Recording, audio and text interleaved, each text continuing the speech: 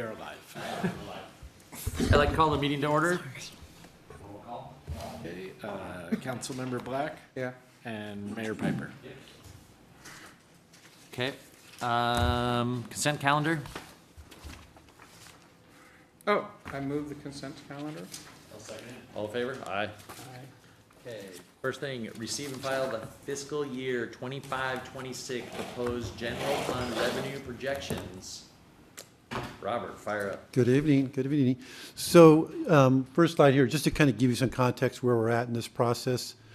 So you may recall that last month we presented to the full council our preliminary revenue projections and then kind of an overview of expenditures, but mostly in the context of how are we looking based on our status quo expenditures and our preliminary revenues to see how we're doing, if we're balanced or not. And at that time, we were more than balanced. Indicated staff has worked on analyzing the line item expenditures to make sure that what we're projecting for next year is in line with what we think we're going to need. And as we've talked about before, it's kind of an evolutionary process. Every year, I think we're getting better and better. And I wanted to commend both Karina and Christian for the work they did, and they dove in really deep into the numbers to make sure that what we're proposing for next year is based on some rationale. Some of it is still estimating because we don't know everything, but I think they did a very good job. And then I also updated revenues based on what we received through March. So the last time we were here, I'd only been using through December's revenues, so we got some updated information on that. But the crux of the presentation today is really going to be on the expenditure side, because that's where we really want your feedback. The revenue side is going to continue to evolve, but it's the expenditures that we're going to ask for your feedback, and then we'll bring that feedback back to council in a few weeks. So on the revenue side, for the most part, it's the same as what we presented before, but I did want to highlight a couple items where we did change them. So just to kind of get you oriented to this chart, the second to the last column on the right is what we presented a month ago based on December 31st. This is attachment B in our thing? I think this is attachment B, yes. Thank you. And the only thing I did was I did update the revenues for property taxes or estimates, because initially, based on December 31st, I thought we would be at $1,560,000. I now think we're going to be closer to $1,500,000. When I look back to the last few years, in 22 we grew 8%, which was higher than normal. But in 23 we grew 4%, and then this year for this past year we grew 4% as well. But we based our budget on a 5% growth. And so we're just starting off kind of the fiscal year in 24, kind of behind the curve. So we're trying to adjust for that. And we're going to say we still expect a 4% growth, but we want to kind of correct that overestimation from prior years, because we did assume 5 essentially. So the $1,500,000 assumes a 4% growth on what we believe we're going to achieve in this current fiscal year of $1,400,000. And then on interest on investments, I just bumped it up because it's in line with what we've been achieving about every year. Our budget has been below what we've achieved. I'm expecting this year to hit $160,000. This is excluding the money we have in our pension or our pension trust. This is just the investments we have with CDs and the like. I'm expecting we're going to hit 160 this year. So I just lined next year's projection with current year projections. But those are only 2 changes that I made for the most part in this from what we presented last time. And so really the focus, as I mentioned, is on the expenditure side. And how much is that all based upon interest rates? I mean, how are these locked in CD-ish things that have long term, or are they? Yeah, they're or staggered. Are they money markets and. Yeah, they're staggered. So we don't like to have anything mature and all at once. So we kind of stagger them over the next 3 years. Okay. And they're kind of in that range where when we bought them, the interest rates were higher, particularly more recently. So we're going to continue and enjoy those interest rates. But we're in the 4% range kind of a thing right now with our CDs, maybe 3.5 on average. But we are generating, somewhere around 150 to 160,000 a year. Okay. Yeah. Thank you. Yep. So this is attachment, I'm not sure these are even attachments, but this is kind of a departmental summary. And you have what in your attachment C is the expenditure side, line item detail expenditures. This is just to kind of frame it for you on the expenditure side, that from what we presented before, in terms of the baseline budget and what. We're going to go back in more detail, correct? Yes, we are. Because we have these pages Yeah, in more we'll detail. I just wanted to give you kind of a high-level look at on the expenditure side, that from our baseline budget, which is really based on the current year, we are proposing on a net basis a reduction of $22,803. So that's really what we're going to be talking about today, that proposed adjustment column that gets to what now we are proposed budget. So that's the result of what I mentioned that Karina and Christian did, is to tweak all the numbers. Some of the numbers are up, some are down, but on a net basis, our proposal comes in at $22,803 less than our sort of baseline budget. I'm not going to go into all the numbers, all the changes, because some of them are just small and just refinement, but you have that in attachment C, all the details of what we changed and where we changed. But here are some highlights. One of them, and these are for the most part bigger dollar items. In the city manager's budget, we have a budget for consulting fees. That's the project management. That number was inflated this year and in prior years because what we've been doing is charging all the project management cost to the actual project itself in the CIP fund. So we initially were thinking we're going to budget it for in the general fund, but now that we're kind of established a practice of charging it to the project, we don't need as much budget in the general fund for that. Page 21 of the PowerPoint presentation that we're looking at. Yeah, you know, it's kind of throwing me off, because we have these ones that we went through by line, and now he's doing this, and the numbers are different. And I don't, you know, we can do this, but then we're gonna go back to the real lines, obviously. Yeah, but so if you look at if you look at the account number, so your attachment C, which is the line item, you look at this account number, 01. I'm looking at attachment C, yes. And so I was looking at attachment C, and you're showing me off of like page 21. Yeah, And or 20, and their numbers aren't, the numbers aren't the same. if you look, 4.3 versus 2.679 or something like that. yeah. Your proposed, If you look at, under the very first department, city administrator budget, right? but, yeah, but my attachment A, it says 2.679. Yeah, And then we're looking at this now attachment says C. 2.643. C, right? Well, It's revenue attachment A is versus the bottom one. Revenue versus expenditure. Right, and then attachment C, Is the expenditure side. but it doesn't, well, that's all expenditures. Yeah, that's what we're doing. It doesn't have an absolute total on it. it does. Attachment C does not have a total. So what I'm trying to highlight for you are, if Oh, you, here's more pages, sorry. Yeah, okay. Attachment C, oriented to what you got. So in the attachment C, multiple there pages, comes down to 2.643. organized by department and by line item, all the expenditures. Yeah, But to the far right is what we propose as an increase or decrease from our baseline budget. And so I'm just, attachment A had this number here. it's a summary. Proposed number, 2.679. Attachment C comes up to 2.643. I see. And these are, and then I wanted to go through line by line and see if you could cut some of this stuff, which you've obviously done, but let's see. I'm just trying to highlight a few of the areas that are, so if you look at I would say the first page of your attachment C, the first, Right, so the first thing that I looked at, 702, salaries full-time. You've got it from, status quo is 463, and you've proposed 456. right. We don't have a full, it shouldn't be as much, because not every, haven't got a planner. So it shouldn't be Right. more, it should be the same or less. So the practice here, we always budget for the full positions filled or vacant, and we budget for the full amount. That 20,000 adjustment in the sort of the second column of numbers, that's the adjustments to provide for the increase to salaries and benefits per the MOU. So that brings us to our baseline budget of 456. Again, we budget on the gross, not on the net.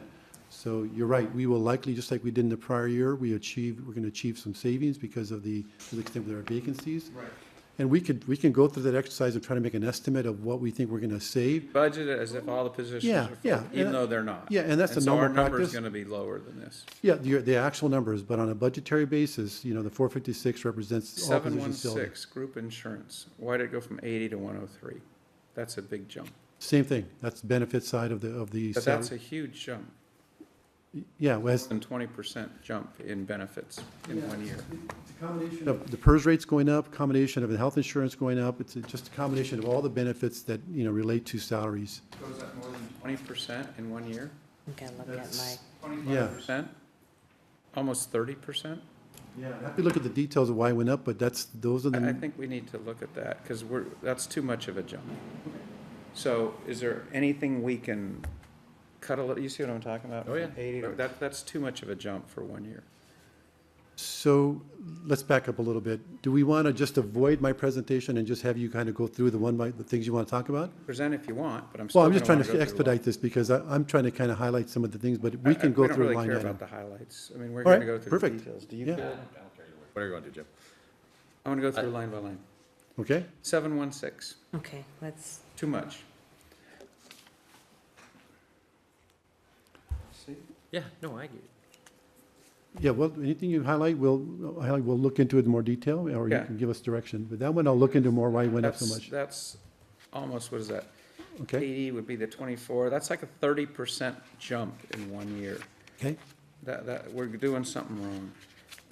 That was it on page 10. Page 11 seemed okay, or it's just, I guess, attachment C, page 2. So attachment C, page 1 was okay. Attachment C, page 2 was okay. Attachment C, page 3, consulting fees. We just got to get that number down.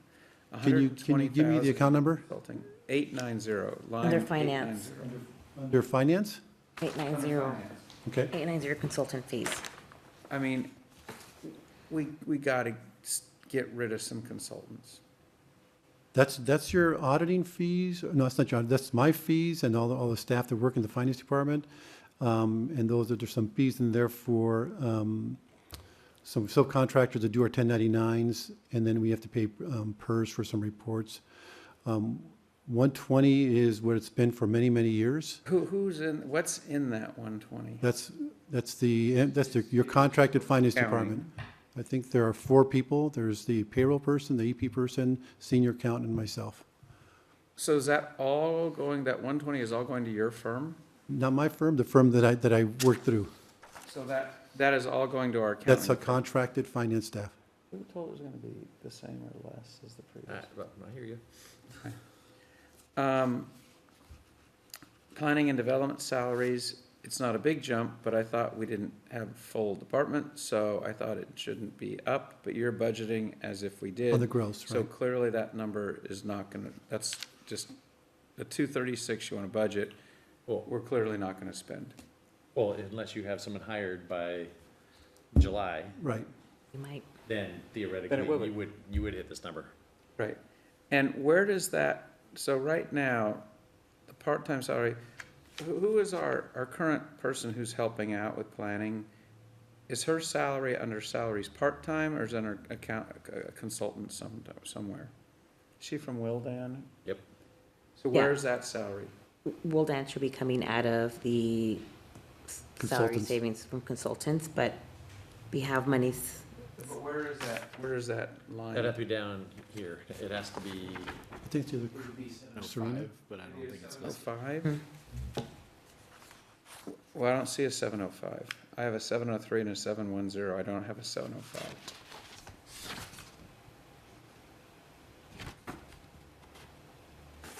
yeah, because I would have put it in. Yeah. Because I want to know where she is, because honestly, she's not very good. I I don't think you have to be, Don't you I don't think you have to be that subtle about it. What? So Yeah. this presumes that you would be hiring somebody next fiscal year and not be using contracted planning staff. This is the planning for next year. I understand. So she's not theoretically in there, right? You're not scheduling, Right. No. shaking your head. So No. she's in here? For next year, Yeah, I starting in do July. not plan on having Because you're gonna hire That- somebody in prior to 2 that. weeks, 3 weeks? To hire someone prior to the July 1 fiscal year, so we no longer need to have Will Dance Services. Okay. I just want to know where she fit in. Okay, so the 236 presumably will be real. Dues and subscriptions, 750. Group insurance here hadn't changed. So the insurance stuff here was the same, 716, and the other one, it went up 30%. I didn't understand the Yeah, discrepancy. we're looking at that. Dues and subscriptions, what are we doing that's now 17.2? Is it anything worthwhile? Yeah, do you want me to answer that? So in the planning department, that additional monies accounts for a subscription to Bluebeam, which is a service that the planning department can use as a part of their process for rendering projects complete. I don't know the ins and outs of what the Bluebeam is. It was taken out of the budget last year by John, and so we added it back in this year because they were hoping to make the purchase for that. You don't actually have this, you want to buy something. It's a subscription, kind of like we subscribe to the iWork, which is what they use for code enforcement, for collecting C&Ds and any other permit fees. And this is another service, and what I can do is make sure that we bring back an explanation of Yeah, do we have any idea specifically what it is? does, yeah. Right. Okay. So, we're gonna come back because we have no idea what But this in thing my is. world, Jim, Yeah. we have the same problem going on in my world, is we keep shifting from, we used to buy software, Right. and now we have to, license it. And so we're getting crushed by the same line item. Right. Where before it was a one-time purchase and we could last for a while. Right. But almost everyone else out there now is trying to Going get by- rid of that model. But we don't even know what this is. No, I appreciate that, but I'm saying that's that going up, and I think what we're about to find out is the medical increases all got put on this line instead of being divided up between the different sections. Maybe. I mean, that would at least have some logic, because no one's in that type of insurance, we're not seeing that type of increase anywhere else. Right. And on that line item, by the way, I think we're adding 5,000 for GIS subscription, if I'm not mistaken. GIS. Yeah, and 5,000 is for GIS, which GIS is Geographical Information Systems, I believe. That's some sort So of- it's like when you want to see An aerial view. aerial map. Slide thing? It's the better than Google Map. It allows them to look at properties in both a global and holistic way. Okay.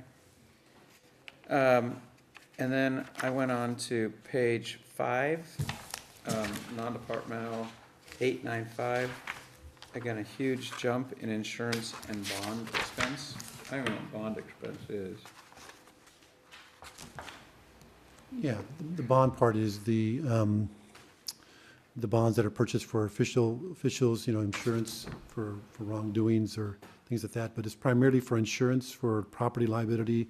We're based on the information we got from our insurers, we're expecting that to go up, and we added about another 10% cushion on that because it can go higher than that.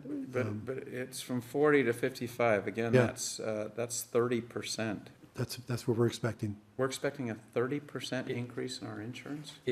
But this is our building insurance and And liability. liability insurance. All our different Everything, yeah, insurance policies. crime. Like, if this building Yeah. burns down or whatever, if we get away for 30%, we should kiss the insurance guy. I'm paying 400% more now.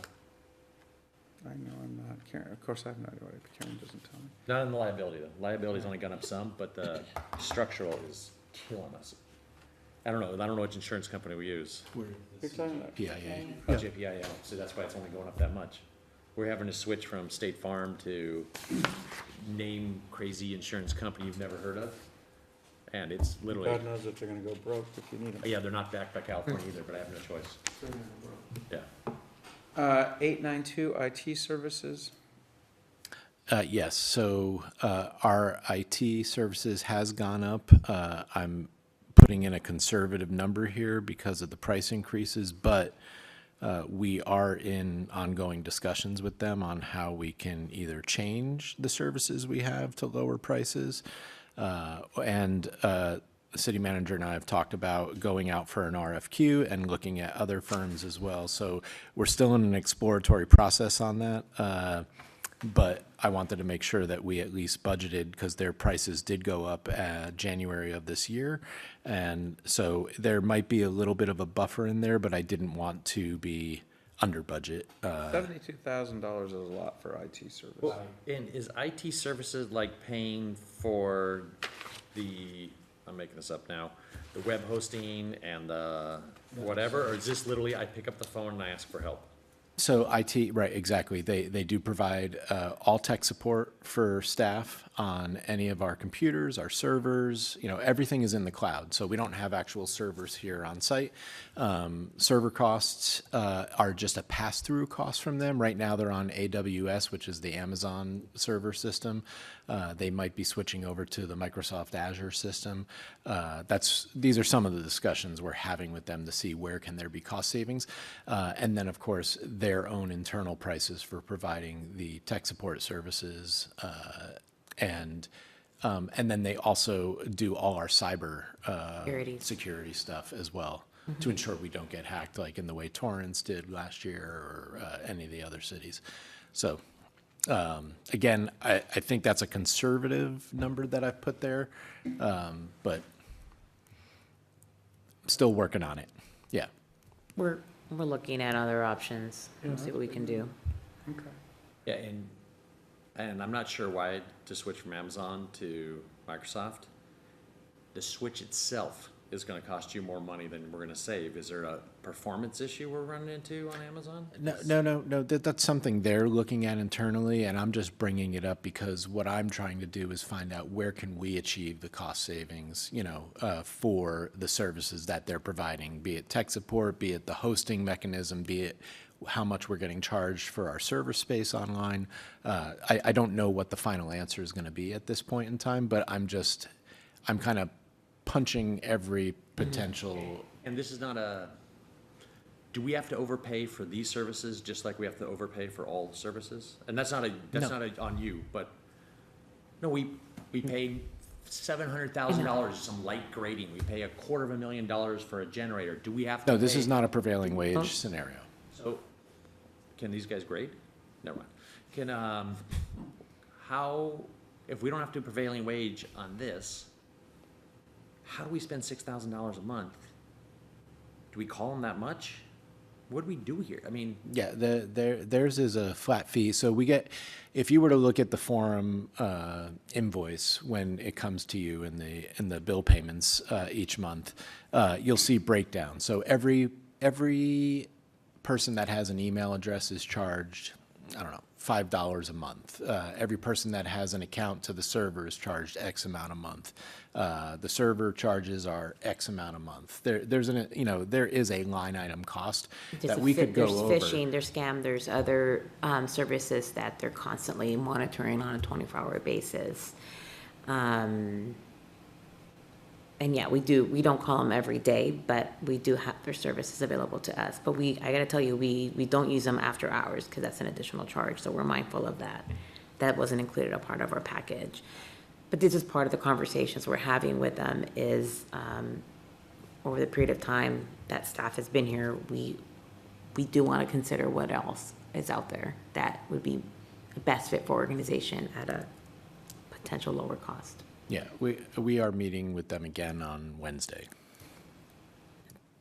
So quite possibly by the time we have, I can't guarantee it, but by the time we have your budget workshop, we may have some more details to provide on where we can possibly go.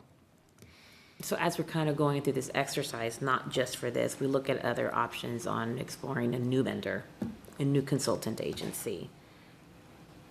And I believe our budget this year came up, because they raised their prices, the status quo budget, we are going over it. Because we didn't anticipate that price increase halfway through the fiscal year.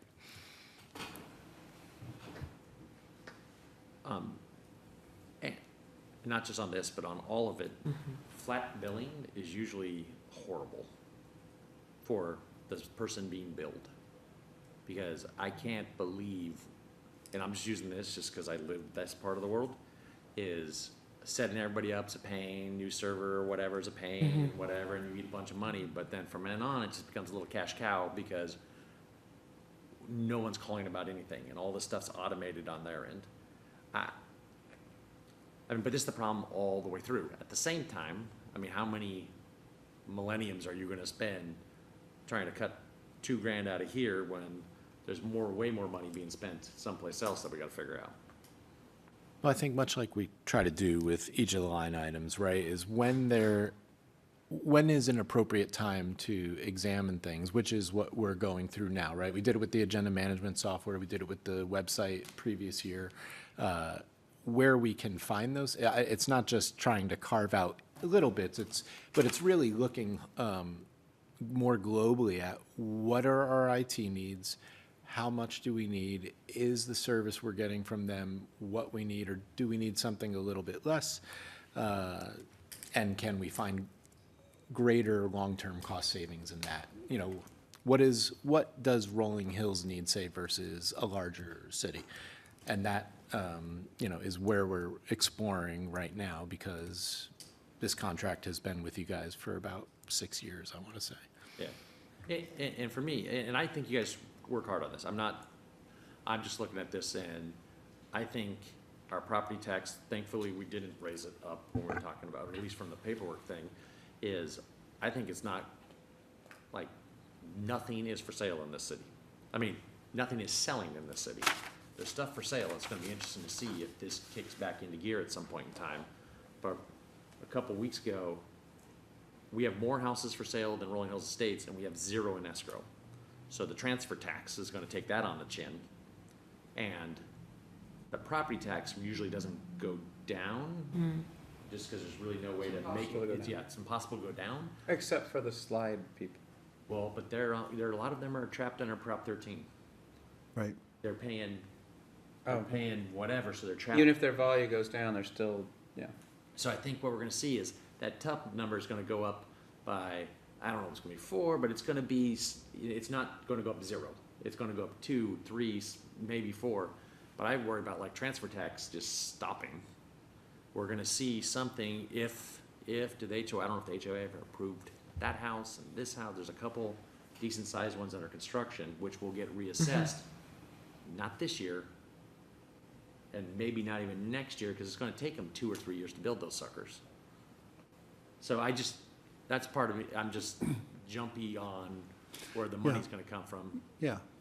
If, I didn't know that, but thanks for that information, that the fact that nothing's moving, we'll see the impact of that, not next fiscal year, but the year after that, because those homes that would otherwise have sold them and reassessed, that's kind of where we get a lot of our increase from, right, above the 2% CPI.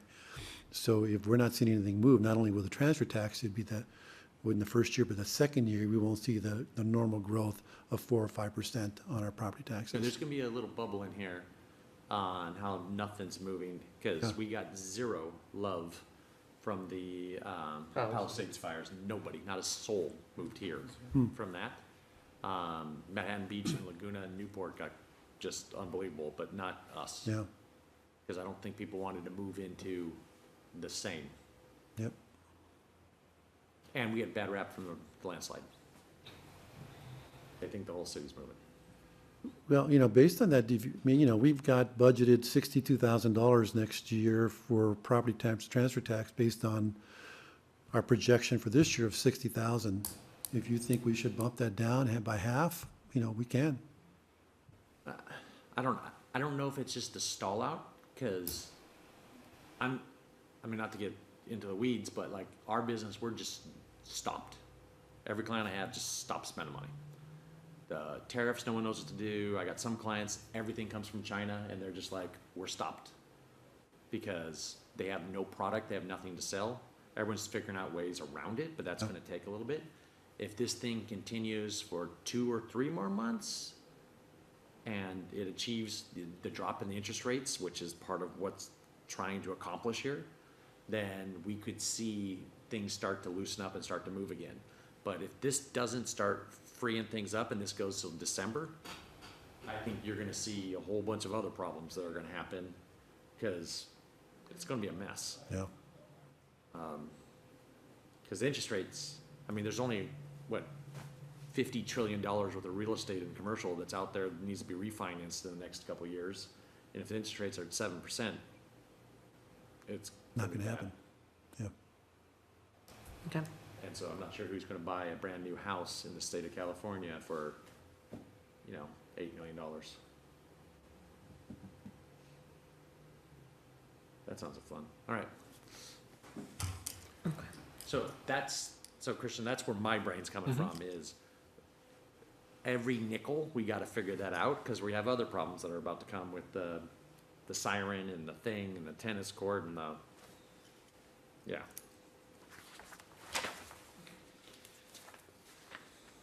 I'm good. You know the rest of it? Okay. Yeah, I think the insurance thing is just, should have been split by department. Maybe, Yeah, hopefully, maybe not, but hopefully, maybe. yeah. So really the only thing I wanted to point out was at the far right here, based on our updated revenues and the expenditures that are shown here, before any adjustments, we are looking at a very small surplus of about $35,000. Still on the surplus side, but not a lot of wiggle room there. But that's where it's looking like today. Again, we will get a little more information on the revenue side. We'll continue to look at some of these expenditures, but that's order of magnitude what it's looking like for next year. And then lastly, we will come back to our sort of first budget workshop with full council, where we'll present your recommendations to them, and they'll see this whole thing as well. And then we'll get some final direction before we come back in June for adoption. Thank you. Here's my presentation. Yeah, I think from my standpoint, we just gotta, anything that's going up, figure out, does it have to? And can we get around it? And some of it is going to go up, there's nothing we can do. But I'm concerned about revenue going forward. That's the things that aren't property tax. Cause the other things that are gonna go with this are cars. When people aren't gonna necessarily go out and buy a brand new Range Rover right now, they're gonna stall it out for a little bit. Well, that's a lot, they're buying Range Rovers like they're on them, but I don't even know where they're coming from, but Not Range Rovers, because we wouldn't buy a Range Rover, but no one else is slowing down and buying everything in sight, in my opinion, but anyway. okay. That's really it. Unless there are more Okay. questions. So let's go a different direction here. One, I think you guys have done a great job of this information being so much better. Correct. I feel like the first time I was on it, it was kind of all over the place. I don't know if you guys were even here for this. I don't know if any of you guys were here for that. It used to be way more random. So the organization is hugely improved because now we can complain about line items that are actually line items. And yes, there might be something in the wrong place, and hopefully it's in the wrong place. We just need to keep looking at that and try to minimize what those things are. But this is still way better than where we were. I think it keeps improving, so we just got to keep going in the same direction. Thank you. So a couple takeaways are for specific items like the Blue Beam, where you may see an adjustment in what we've allocated. We can break down specifically what it is in the staff report so we can quickly identify those areas for the next time around. We'll also look at the costs associated with the authority, California Joint Powers Authority, on the increases in crime, liability, property, and why those are fluctuating. We can provide a little more justification to that. And as far as health insurance, such as like CalPERS, because we are in the CalPERS family when it comes to health insurance, we can break down the costs as to what the increases were. It's also embedded in there. You'll have dental, vision, life insurance. It's all embedded into part of the benefits package provided to staff. We know, So we can break it down on what those increases are. but it's still too much. Yeah, and then If that's a real number, it's too much. yeah, and we're in some areas, we haven't seen an increase in our renewals because the staff was able to negotiate some premiums to stay the same premium rates until 2027. So some areas, there wasn't any fluctuation, but we can identify that in the next round. And we'll keep I working. saw the coyote guy, is he stopped? So We have terrible coyote problem. we sent I saw 4 at my house. We received an email, which I forwarded to city council, I think the day we were informed that the consultant has closed their business. So we were able to reduce that line item by $10,000. $10,000 because there isn't anybody out there right now, No, we know. but we're trying to work hard with weights and measures to see what we can But they're not. do with them. They're useless. It's, The problem is, and I don't mean this in a flippant way, but people are gonna start dealing with it. Right. Because when I have 4 in a pack, that's not a normal behavior. yeah, and And they're at my house all the time, and guess what? They're getting less and less afraid of anything. Well, and more, like we have a 90-pound dog. Right. And that's not big enough anymore. Not if there's 4. And, we have, there's 5 that live in basically on our grass all the time. And so we don't let our dog out ever by herself. And I'm more concerned about my wife, cause They don't care about a person. she's not that big. And she's out there by herself with the dog, and the dog wants to pick fight, because there's one by us that has definitely had it with, the fact that we're not letting him meet the cats. He'll stay there, and I'll walk out there, and won't go, and I'll keep going at him. So, Yeah. the population is immense, and I cannot believe we have this many rabbits that are feeding these things. I mean, A lot of rabbits. we do have a lot of rabbits. Anyways, someone's gonna get hurt, and that's the problem. Has there been incidents where they've attacked or been aggressive to people in this neighborhood? In Orange County. We didn't have it here, but. Yeah, it's they had not it in here. Orange County. But they're getting comfortable. way comfortable. Yeah. There's some residents that I know and that have shared that they don't want any harm to the coyotes, and They don't want what? they don't want to harm the coyotes, and we also have to deal with, we have to balance that as well. If you had small And they're getting children, comfortable. That's why I ran for council, because they wouldn't do anything about them. And I couldn't let my kids out of the house. And our neighbors have small children and toddlers, and if you get to the point you can't let your kid out of the house because the coyotes sit there waiting for the kid, that's not okay.